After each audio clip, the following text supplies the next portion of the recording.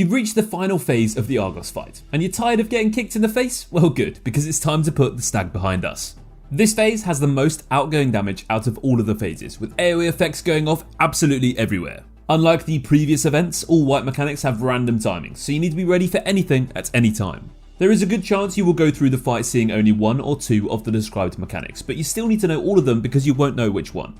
Remember, the required item level is 1400, so if you are below that and you aren't being carried by some seriously stronger friends, then you should stop after phase 2 and just take your loot. There isn't really any special consumables or classes that are ideal for this fight, so given that, here's what we recommend that you bring. First off, make sure to bring your strongest healing potions. There is a lot of hard to avoid damage in this fight, so you'll likely get chipped often.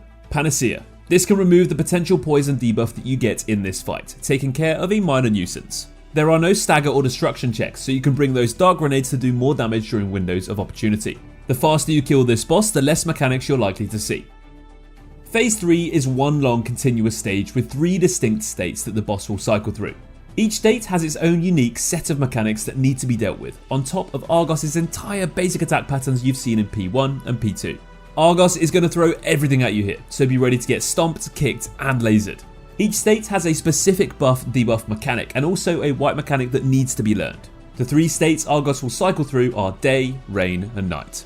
Depending on your group's damage and if you stagger Argos or not, the timing of the state switch can change, but it tends to be around 4 to 5 minutes per state. Argos will not switch states unless he's performed a wipe mechanic. So Argos will always start in day states, but he doesn't always cycle through states in the same order.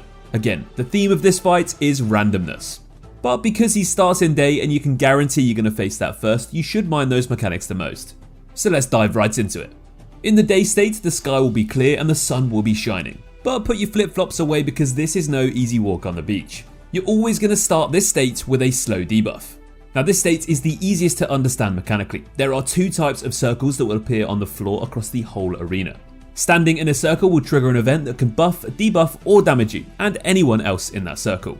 The red circle explodes and deals fire damage in an area, and the green circle removes the slow debuff you have. Now, even though you want to avoid the red circles, the arena will fill up soon enough, and you're going to need room to dodge Argos' attacks. So you can walk through the red circles and keep moving to avoid damage whilst clearing them and making more space for your team. Sounds simple enough, right? Well, let's move on to the wipe mechanics then. Remember, they can trigger at any time, so you always need to be watching out for these. So in one of the wipe mechanics, 2 random players will have the sun mark on their heads. After 4 seconds, a circle, which is a safe spot, will be created underneath those 2 players. Each of those spots can hold up to 6 players.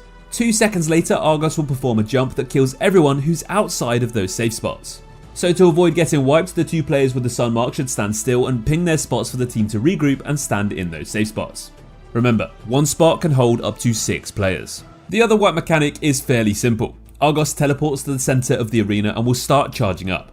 A yellow dot will appear on the minimap. Everyone who is alive needs to go and stand in that spot. If everyone is there, it will grant a buff for everyone and prevent a wipe. However, if only one guy is a few steps away or isn't quite on the spot with the team, this will wipe everybody. You're going to feel like a bit of a plonker if you're not in that spot, so don't be that guy. Once you get the buff though, feel free to move and continue dealing damage. Moving on to the night state then, and in this state the screen will turn dark and you'll start with a darkness debuff above your mana bar, obscuring your vision of the battlefield, similar to other fights you may have encountered it in. And again, there will be 2 types of circles on the floor. The red circle removes the darkness debuff. It's now a good circle, opposite to the last phase, and don't get confused. The blue circle creates a poison cloud that debuffs the player with the poison. Remember, you can clear the debuff with your panacea if the healing is tight. So the first wipe mechanic in the night state is exactly the same as the day wipe mechanic number 1, except the 2 random players will have the moon mark on their heads rather than the sun mark. But just in case you forgot already, after 4 seconds a circle, which is a safe spot, will be created underneath those 2 players. Each spot holds up to 6 players, and 2 seconds later Argos will perform a jump that kills everyone who's outside of those safe spots. In the second wipe mechanic, Argos will do his usual act of jumping to the center and gathering energy. He will spawn purple orbs all over the arena. On the minimap you can see these orbs represented as blue dots. You and your team need to spread out and collect those orbs by running through all of them before Argos finishes that charge up. You have 10 seconds to collect them all, but it's no sweat if you have most of your team alive. And moving on to the rainy state. Now when Argos switches to this state you'll see lots of rain, funnily enough, which will continually damage you all throughout the fight. Apparently Argos is super toxic. In this phase you will start with no debuffs on you and you'll notice 2 circles on the floor. The green circles imprison the player for a few seconds. Avoid this, unlike during the day state. The blue circles create a shield for a few seconds that protects you from the rain. These ones will also be needed to prevent a white mechanic, so keep your eye open for these ones. So in the rainy state, there's only one white mechanic, unlike the night and day states. Argos will once again teleport to the center and charge up. Everybody needs to find a blue circle and trigger it to avoid getting hit with Argos' explosion. You have 5 seconds to find a blue circle and step in its shield, so ping and help your teammates out. Remember that multiple people can be in one blue circle, so get cozy. Well, you'll be happy to know that that's all there is for this fight. Step in the good circles, avoid the bad circles, and keep your eyes open for those white mechanics. Keep wailing at Argos and dodging all of those crazy explosions everywhere, and eventually he will keel over and give you that sweet, sweet loot. Up next are the greatest and most fun raids in Lost Ark, the Legion raids. Argos is nothing compared to them, so get ready.